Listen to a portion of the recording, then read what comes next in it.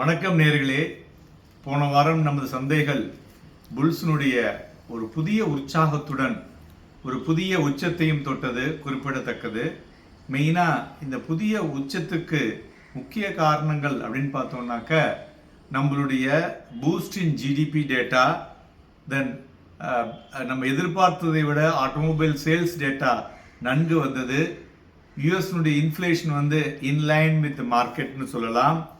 மேலும் நம்மளுடைய manufacturing data அதுவும் பார்த்தோம்னாக்க 5 மாதத்தினுடைய உச்சத்தை தொட்டது. இவையெல்லாம் சேர்ந்து கிட்டத்தட்ட 22,378க்கு மேல் நமது சந்தைகளில் மார்க்கெட் முடிவடைந்தது குறிப்பிடத்தக்கது. மேலும் நேற்றைய தினம் பார்த்தோம்னாக்க ஒரு ஸ்பெஷல் ட்ரேடிங் செஷன் நடந்தது. அது எல்லாரும் இது எதுக்குங்கிற மாதிரி நிறைய கேள்விகள் வந்தது. நார்மலாக நம்ம முதல்லே சொல்லியிருக்கோம், அதாவது நம்மளுடைய ட்ரேடிங் ரெக்கார்ட்ஸை 2 இடத்துல சேவ் பண்ணுவாங்க, 2 இடத்துலேருந்து ஒளிபரப்பக்கூடும். ஒன்று மெயின் சென்டர், இன்னொன்று டிசாஸ்டர் சைட்டுன்னு சொல்லுவாங்க.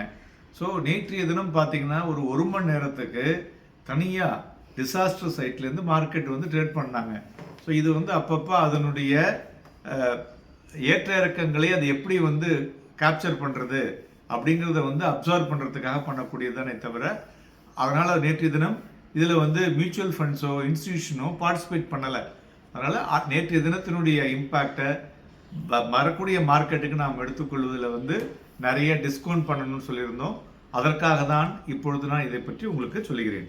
அடுத்தது, போன வாரத்தில் பார்த்தோம்னா துறைகளை பார்க்கும் பொழுது metal, auto, banking, reality, defensive sector ஸ்டாக்ஸ்லாம் ஒரு மேஜர் கெய்னர். அதுக்கு என்னென்னங்கிறது அன்னன்ன தினத்திலேயே உங்களுக்கு அதனுடைய இம்பேக்டும் சொல்லியிருந்தேன். அதுபோல் இண்டிவிஜுவல் ஸ்டாக்ஸை பொறுத்தவரை பார்த்தோம்னாக்க ரிலையன்ஸ் இண்டஸ்ட்ரீஸ், ஜொமேட்டோ ரெண்டுமே ஒரு புதிய உச்சத்தை தொட்டிருப்பது குறிப்பிடத்தக்கது. போன வாரத்தில் 5 நாளில் 3 நாள் பார்த்தீங்கன்னா எஃப்ஐஐ பையிங்கில் இருந்தாங்க.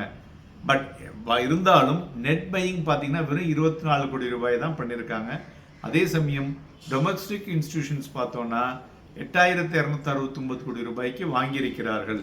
ஃபாரஸ் ரிசர்வும் பார்த்தோம்னு வச்சுங்களேன், $2.9 பில்லியன் அதிகரித்து $619 பில்லியன் ஏறி உள்ளது குறிப்பிடத்தக்கது. மேலும் வரும் வாரம் எப்படி இருக்கும் சார்? எல்லாருக்கும் மார்க்கெட் புதிய உச்சத்தை தொடருது, இதில் இன்வெஸ்ட் பண்ணலாமா வேண்டாமா அப்படிங்கிற நிறைய கேள்விகள் எழுந்து கொண்டே இருக்கும். ஸோ இதற்கெல்லாம் ஒரே பதில் என்னன்னா, யாரும் மார்க்கெட்டை டைம் பண்ண முடியாது. இப்போ ஏறுவதற்கு என்ன காரணங்கள் என்பதை பற்றி நாம் இப்பொழுது பார்க்க போகிறோம். வரும் வாரம் பார்த்தோம்னாக்க ஒரு ஜாம் பேக்டு எக்கனாமிக் டேட்டா மறுபடியும் வர இருக்கு. நம்ம லோக்கலாக பார்த்தீங்கன்னாக்க macro economic data, that is trade balance, okay, export import வர இருக்கிறது. அதேமாரி S&P global PMI services data வர இருக்கிறது. தென் ஃபாரெக்ஸ் ரிசர்வ் அந்த இன்புட் இருக்கு. இவை எல்லாவற்றையும் விட பொலிட்டிக்கல் டெவலப்மெண்ட் அதை நம்ம ரொம்ப முக்கியமாக வாட்ச் பண்ணி ஆகணும். ஏன்னு பார்த்தீங்கன்னாக்க இப்போ ப்ரீ எலெக்ஷன் ரேலி அப்படிங்கிறது நடந்து கொண்டு இருக்கிறது. இது ஃபர்தராக எந்த லெவலுக்கு செல்லக்கூடும் என்பதனை வாட்ச் பண்ணி அதற்கு தகுந்தாற்போல் நாம் நம்மளுடைய ட்ரேடிங் ஆக்டிவிட்டியை தினந்தோறும் பண்ணுவதற்கு உபயோகமாக இருக்கக்கூடும். அதுமாரி குளோபலாக பார்த்தோம்னாக்க ஒரு பாசிட்டிவ் குளோபல் கியூஸ். மேலும் இந்த பாசிட்டிவ் குளோபல் கியூஸ்னால சிக்னிஃபிகண்ட் ரேலி கண்டினியூ ஆகுமா அப்படின்னா கண்டினியூ ஆகும். தென் அங்கே இன் லைன் வித் யூஎஸில் பார்த்தோம்னா இன்ஃப்ளேஷன் டேட்டா மார்க்கெட் எதிர்பார்த்ததை போல் உள்ளது. அதுபோல் ECBயில் இன்ட்ரெஸ்ட் ரேட் வர இருக்கு. PMI services from US, UK மற்றும் சைனா வர இருக்கு. தென் யூஎஸில் நான் ஃபார்ம் பேரோல் டேட்டா வர இருக்கு. தென் இதற்கு மேலே யூஎஸ்னுடைய அந்த ஃபெட் சேர்மன் அவர் டெஸ்டிஃபை மெசேஜும் கொடுக்க இருக்காரு. இவையெல்லாம் சந்தைகளில் ஒரு பெரிய ஒரு அழுத்தத்தையோ இல்லை ஒரு ஏற்றத்தையோ கொடுக்கக்கூடும் என்று எதிர்பார்க்கலாம். அதுபோல் இந்த வாரத்தில் வரும் வாரத்தில் பார்த்தோன்னா 8 புதிய IPO வர இருக்கு. 7 IPO லிஸ்டிங் ஆக போகுது. மேலும் பாசிட்டிவ் துறைகள் போன வாரம் சொன்னது போல் பார்த்தோம்னாக்க டிஃபென்ஸ் மறுபடியும் மொமெண்டம் இருக்கக்கூடும். ஏன்னா கவர்மெண்ட் 19,000 கோடி ரூபாய் அந்த துறைக்கு ஒதுக்கி இருக்கிறார்கள். இரண்டாவது, கோல் ப்ரொடக்ஷன் பார்த்தோன்னா ஒரு ஒரு பெட்டர் தேன் எக்ஸ்பெக்டட் growth இருந்துட்டு இருக்கு. அதனால் அந்த துறையும் மொமெண்டம் இருக்கக்கூடும்.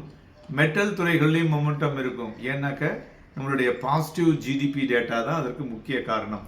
Plus falling US dollar index. So இவை இரண்டும் சேர்ந்து மெட்டலில் வந்து ஒரு மொமெண்டத்தை கொடுக்கக்கூடியதாக இருக்கக்கூடும். அதுபோல் ஆட்டோமொபைல் செக்டார், ஏன்னா பிப்ரவரி சேல்ஸ் டேட்டா வந்திருக்கிறது ஒரு இம்ப்ரெசிவாக வந்திருக்கு, ஒரு பெட்டர் தேன் எக்ஸ்பெக்டடாக வந்திருக்கு. ஸோ அதனால் இன்னும் ஃபர்தராக ஏறக்கூடிய வாய்ப்புகள் இருக்கும். அதுபோல் இதை தவிர பார்த்தோன்னா சிமெண்ட் அண்ட் பவர் செக்டார், இதுவும் வந்து இந்த better than GDP data boost வந்திருக்கிறதுனால இந்த துறைகளும் மொமெண்டம் இருக்கக்கூடும். அதாவது இன்ஃப்ராஸ்ட்ரக்சர்லாம் ஏற வாய்ப்புகள் அதிகமாக இருக்கும். தென் டெக்னிக்கலாக பார்த்தோன்னா மார்க்கெட்டில் வந்து வைடு பொசிஷன் லிமிட்ஸ் அப்படின்னு ஒன்று இருக்குது, MWPL அப்படிம்பாங்க. அது வந்து 41.16% கிளைண்ட் இன்வெஸ்ட்மெண்ட்ஸ் இருக்குங்க. அதுமாரி அட்வான்ஸ்டு கிளைண்ட் ரேஷியோவும் பார்த்தோன்னா பெட்டர் தேன் எக்ஸ்பெக்டட். ஸோ இது எதை குறிக்கிறது அப்படின்னு பார்த்தீங்கன்னாக்க வரும் வாரத்தில் ஸ்டாக் ஸ்பெசிஃபிக் ஆக்ஷன் வந்து பெட்டராக இருக்கக்கூடும் அப்படிங்கிறத குறிக்குதுங்க. மேலும் நிறைய ஸ்டாக் ஆப்ஷன்ஸில் வந்து ரீட்டைல் இன்வெஸ்டர்ஸனுடைய முதலீடு அதிகரித்துள்ளதையும் குறிக்கிறது. அதுமாரி நிஃப்டியை பொறுத்தவரை பார்த்தோன்னா அது பார்த்தோன்னாக்க ஒரு ஒரு பர்ஃபெக்டாக ரெஸ்பெக்டட் டு ரைசிங் சேனலில் போய் செட் ஆகிருக்கு. ஸோ அதனால் அந்த 22,400 வந்து நின்றுதுன்னு வச்சுங்களேன், 22,500 to 22,750 வரலையும் நிஃப்டி எகெயின் செல்லக்கூடிய வாய்ப்புகள் அதிகமாக இருக்கக்கூடும். சப்போர்ட்னு பார்த்தோம்னாக்க 22,250 மற்றும் 22,100 இந்த வாரத்துக்கு சப்போர்ட்டாக இருக்கக்கூடும். அதுபோல் பேங்க் நிஃப்டி போன வாரமே நம்ம பேசிட்டு இருந்தோம். அதுபோல் கிட்டத்தட்ட பார்த்தீங்கன்னா ஒரு 1,100 பாயிண்ட் ஏறி இருக்கு. ஸோ அதனால் பட் பேங்க் நிஃப்டியில் வந்து ஒரு பையிங் விசிபிள்னு பார்த்தீங்கன்னு வச்சுங்களேன் லோவர் லெவலில் தான் வந்து காணப்படுகிறது. ஆனால் 47,000 ஸ்ட்ராங்காக நின்றுதுன்னா அதுலேருந்து 47,500 48,000 ஒரு 1000 புள்ளிகள் வரை செல்லக்கூடும். அதுபோல் சப்போர்ட்னு பார்த்தோம்னாக்க 46,750 இருக்கக்கூடும். நண்பர்களே, எல்லோருக்கும் பார்த்தோம்னாக்க ஒரு ஒரு ஹாப்பியாக இருக்கிறது வந்து அப்பர் சைடில் இருக்கும்பொழுது எல்லாருக்கும் ஹாப்பியாக இருக்கும். அதுபோல் ஒரு டவுன் சைடு வரும்பொழுது எல்லாருக்கும் பிடிக்காது. ஆனால் இந்த மார்க்கெட் மூவ்மெண்ட் ஏறுவதும் இறங்குவதும் சேர்ந்தது தான் ஒரு சைக்கிள், ஒரு சுற்று. அதனால் நாம் இது ரெண்டுத்துலேயும் எப்படி நம்ம வந்து அந்த நம்மளுடைய பணத்தினை சரிவர முதலீடு செய்து அந்த கிரீடில் இருந்து தப்பிச்சு உங்களுடைய பணம் வந்து மேலே செல்லக்கூடும் என்பதற்கு அதற்குண்டான கையாளுங்களை நீங்கள் தான் கையாள வேண்டும். அதற்கு சரியான உங்களுடைய ஒரு அட்வைசரை நீங்கள் வச்சுருந்தீங்கன்னா உங்களுடைய பணம் வந்து நல்ல அளவிலே மேலே செல்லக்கூடிய வாய்ப்புகள் இருக்கக்கூடும். இந்த வாரம் ஒரு வாலட்டைல் வீக்காக இருக்கக்கூடும். வாங்கி விற்பதற்கும் விற்று வாங்குவதற்கும் உண்டான விஷயங்களை சரியாக கையாண்டு பண்ணுங்கள். ப்ராஃபிட்டபிள் வீக்காக இருக்கும்படி வாழ்த்துகிறேன். நன்றி, வணக்கம்.